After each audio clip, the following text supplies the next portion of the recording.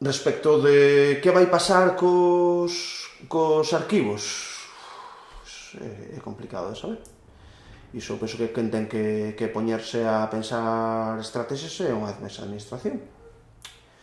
E en todo caso, sempre paralelamente a que haxa proxectos de divulgación, non? E de compilación.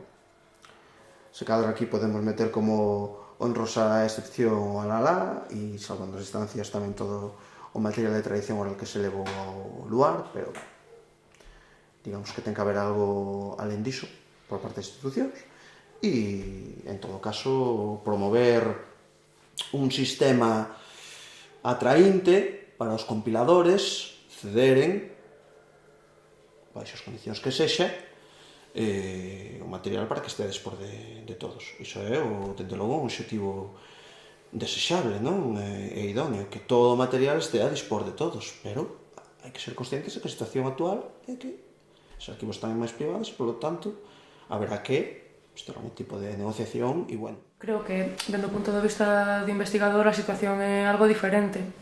Nos realmente traballamos cos arquivos, con outros arquivos, sobre tradición oral, de outros compiladores que non lo prestan, pero o que realmente aportamos nós as nosas reflexións sobre ese material en concreto. Dende ese punto de vista, claro, para un investigador é fundamental e para a sociedade en xeral, para coñecer o seu propio patrimonio, é fundamental que estea a dispor de todo o mundo, non só entre compiladores, non só entre colegas, senón da sociedade en xeral. Pero claro, falar do material que outra xente compilou é bastante fácil.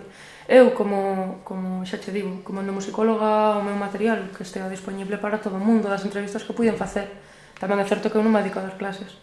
É dicir, non emprego esa materia prima non é parte do meu traballo.